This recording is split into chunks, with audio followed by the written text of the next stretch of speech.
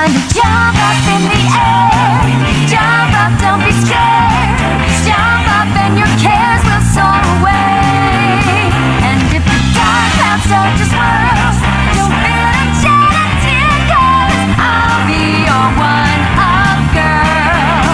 So let's all jump up super high, high up in the sky. There's no power up like dancing. You know that you're my superstar, so no one else can take me this far. I'm flipping the switch, get ready for this, so let's do the Odyssey. Greetings all, I'm Mario, and welcome back to Legacy of Super Mario Bros., a retrospective on the games and history of the Super Mario Bros. Franchise.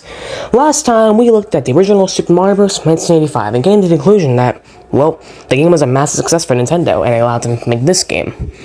But this isn't actually the next game in the series, as some people might put it. Because, well, originally, it wasn't meant to be the next game in the series. In fact, there was already a game released 2 years prior that called itself the Super Mario Bros. 2 sequel. But we'll talk about that in a minute. We're going to talk about this game for now, and we're going to see if it really is the truer, better next game in the series. Look at Super Mario Bros. 2 USA. So, before we begin, it's best we take a look at small history. So, without further ado, let's begin with retrospective and see if this game truly does deserve to be called Super Mario Bros. 2, and if it's better than the Japanese version. To begin our story, we must go back to the year 1986, when Back to the Future was big. You know what I'm talking about. Anyway, Nintendo decided in this year to release their next big Mario game, that being Super Mario Bros. 2 The Lost Levels. And while it's not going to be covered in this series, let's just say that critics and fans didn't really like it that much. But maybe I'll check it out in another season or something, who knows. Maybe I'll try to do this series again. But anyway, Nintendo decided that since this game seemed way too hard for people in America, they gave us an easier version. But how could you do that if you have to remake a game from scratch? Well, what Nintendo did was they copied over a game, Doki Doki Panic, and just switched out the main sprites for Mario sprites. And they called it Super Mario Bros. 2. But to make it different, they just dropped any new name except for calling it USA version. And that's pretty much it. And the game released in 1988 in America for us, which is pretty nice, I guess.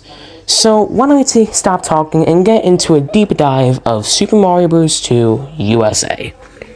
Once you boot up the game and press start, we're left with 4 options of characters. We're just going to go with Toad here in this case, and we enter World 1-1.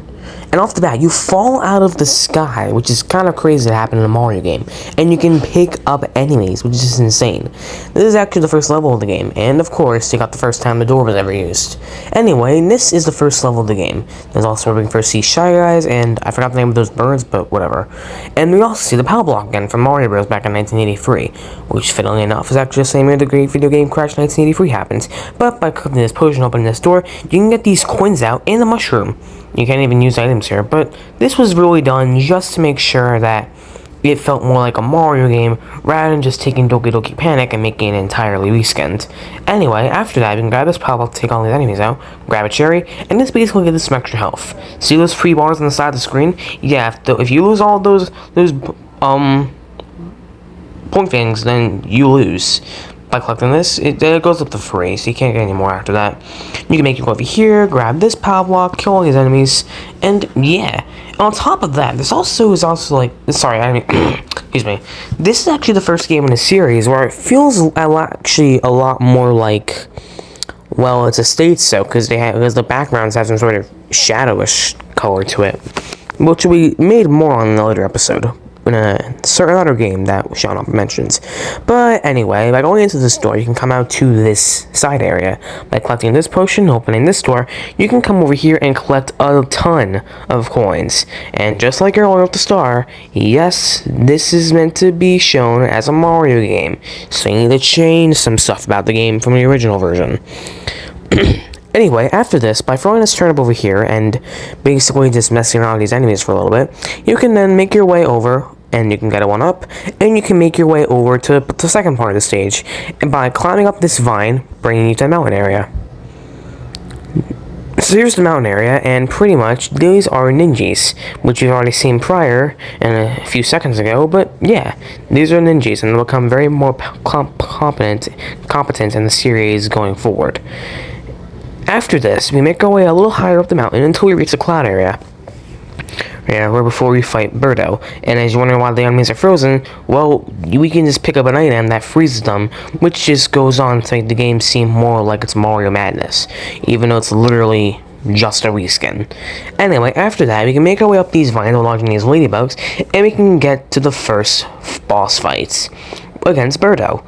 Yep, that's right. If for those of you who don't know, at the end of every level, you have a boss fight, which is insane to think about. And there are 7 of these throughout the entire game, with each one in all 20 levels. After clicking this, you can open this Falcon's mouth, and you can continue onward. And after this, yep, there's a bonus challenge. I'm not going to show too much here, but yeah, if you get enough coins, you can actually play a bonus challenge. So already, off the bat, this game, in just one level, just sets up the entire game as what's literally on the box, Mario Madness, and I like it for that. Like, if you played Super Mario Bros. And expected to go into this game something nice, well, you ain't really gonna get it here.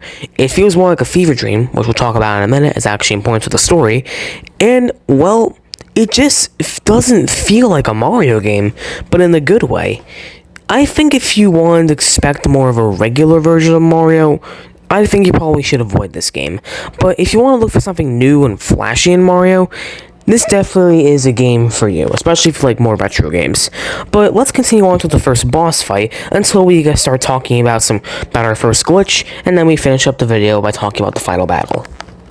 The first boss fight of the game comes in World 1-3, where after grabbing the key and making your way through the rest of the level and making your way through this parkour course, it brings you to this area, where pretty much you just have to go through some laser guys, I forgot their names, you can grab this cherry, and actually I made a mistake actually, it's 4 health bars, I was mistaken. After this, by making your way over here, you can grab the star, which gains invisibility, as we already know. Then you can grab this thing while you think the lever's over. It gets insane, because entering in here takes you to this room, where you have to pull these bombs out, and after breaking down this door, enough so you can get through, and by the way, you can't be too close to bombs, otherwise you're gonna lose health, then you come in, and there's this giant, humongous mouse chucking bombs at you. This, back in the 1980s, was insane to be seen coming out of some basic old Nintendo Mario game remake. And after defeating him, you can make your way out of the world. Now, don't get me wrong, I can totally understand someone who's not used to new stuff like this being a little upset how you can't fight Bowser in this game, but think about it. If you wanted to make a new, flashy remake of your game, switching it up a bit might be a good idea. But I think you should at least have some sort of callback to Bowser in this game, which we will talk about how they handled this in a minute. But before that, it's time to talk about the glitch of the day. Today's glitch is going to have to be one that's pretty fun, actually. It basically allows you to not only have pretty much an infinite carpet, but also make it, okay, not necessarily an infinite carpet, but it does make it last a little longer. It's more like that's like a glitch, more like a bit of a technique, but I'm still counting it either way. You see, in World 1-2, it's actually possible, if you're a fast enough character, to use the little magic carpet you can get in that level to cross over to this mountaintop. Is usually impossible to get if you're someone like Mario or Toad. However, in this case, if you just jump while staying on the carpet, it's actually possible to keep moving it forward a little bit faster, and you can make it over to the mountain, which is just pretty cool if you ask me. I mean, hey, it makes it a little bit easier. But now that we've talked about the glitch of the day, there's only one more thing we need to talk about. The final battle.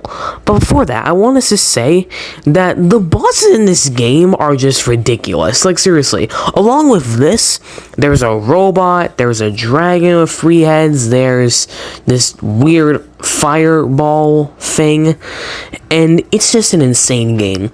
But now we're gonna go into the final battle of Super Mario Bros. 2 USA. The final level in this game World 7-3 is actually a pretty long level, so we're gonna start it from this random point halfway through. Basically, you have to climb up this vine, then you make your way down this ladder, and you begin making your way through the fortress. And by making your way down here, you enter this door. Then, by keep moving forward and going this way, by collecting this potion, you can actually get some bonus coins. Now, remember how I said that in this game is a tribute to Bowser? You're about to see what I was talking about. Anyway, by making your way back out of this door, you can continue making your way through the level by going up this ladder, waiting for this bird to pass, making a left, and heading up this way. You can actually get to this other area that you don't originally see at the start of the level, because by climbing all the way up this castle and making your way back into here, you can then go around and then come down all the way down here. Then you can come around this way, and then you can make your way up here and go around this, and then you can watch out for these things. Oh my god. Good luck whoever's playing this game. Shout out to the people who make the footage for these videos. They're always great at the start, even though I can't see who's doing it. Anyway, you make your way up these chains, and you head into this door over here. After that, you can make your way through this room with all of these random electric things, but you can throw a power block over here to take them all out. Then by heading up here, and you can go over here, you can actually make your way through here. You just gotta keep going, crouching down to watch out for all the electric things.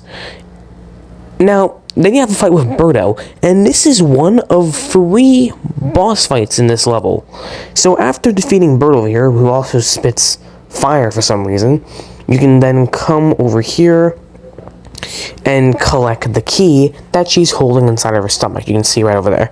After killing her, what do you know? Phanto comes out and is ready to kill us. So by escaping, we're good.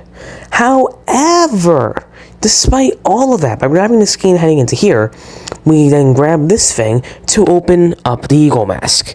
But what do you know? The Eagle Door comes alive and is out for your soul, which is just terrifying in the funniest way possible.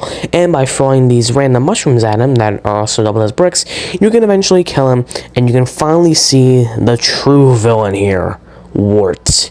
By going to this door and making a right, you can find the true final boss, Wart. And oh my god, it's Bowser but a frog. He's fat, ugly, and the only way to kill him is take these vegetables and throw them into his mouth whenever he's open.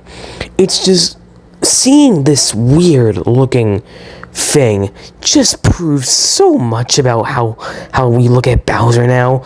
He isn't the king of Koopas. He's a sly, weird-looking, big grudge, and it's ugly like a frog. And this actually leads to a certain theory that's floating around right now that we'll talk about in just a minute. Anyway, by throwing all these mushrooms in here, you can kill him. You just gotta finish him off by taking one more turnip, and maybe you just gotta throw, I think it's like 5 hits, and yep, he's dead. After all of that, the King Wart has perished. You can then complete the game by going in through the rare door, opening up this jar, and you can save the people of this realm, who are known as Subcons. And why are we slowing this until now? I have no idea. Well, there we go. The game's over. We defeated Wart, and just to rub salt in the wounds, the little Subcons carry his knocked out body off screen and just beat the shit out of him even more, which is just hilarious to think about. And actually, whichever character you pick in this game is really interesting.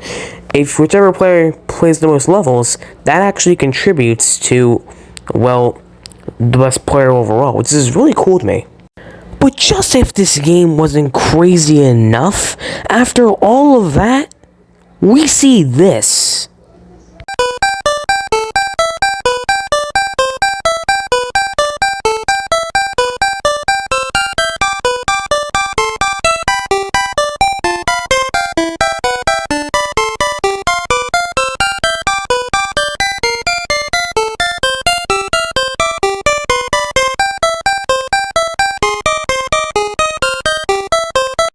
Yeah, that's right. The entire game, it was all just a dream. None of this was real. It was all this inside of Mario's memory, which is just the funniest and the most rage-inducing thing I could think of to me as a person. Because imagine playing through an entire game just for it all to be a dream. So you were terrified for nothing. It was all just in your imagination. That is probably the biggest middle finger I've ever seen Nintendo give me in years. Which is crazy, how they're a family-friendly company nowadays. Well, that's pretty much the entire game. And as you can probably tell already, yeah, Wart's basically just Bowser but a frog. And this will actually be expanded on later, but we're not going to talk about in this series yet, in the Super Mario Bros. Super Show in 1989, where Bowser was basically a combination of King Koopa, as he was known back in the day, and Wart, for being both green and a turtle, which is a little confusing, but hey, it was meant to be a combination of both games, so you can't wait to do that. Anyway, that leads us to the end of this episode, and once again, that's another game knocked off the list. Do I have anything else to say? Well, not much. Oh yeah, right, the sales charts. Well, at launch, the game sold about 7.46 million copies, and in money-wise, it made $335.6 million. And if you're curious, that's $896.1 million in today's money. So, yeah, while it wasn't as big of a success, it was still really, really good for Nintendo. And it made them make another game, which we'll talk about next time. Super Mario Bros. Free... hold on, I'm getting a call. Hello? Oh, hey, random YouTube agent that I know that's not named. How are you doing? What do you mean I skipped the game? Wait, there was a game made between these two? Oh, yeah, I forgot about that one. Okay, bye. Well, guys, turns out we actually have another game to talk about. It turns out that between these two games, 1989, Nintendo made the first ever handheld Mario game that's official, being Super Mario Land, which we'll talk about next time, and it's probably going to be the shortest game in the entire series. Until then, I'm Mario VR, and tune in next time to take a look at the legacy of Super Mario Bros.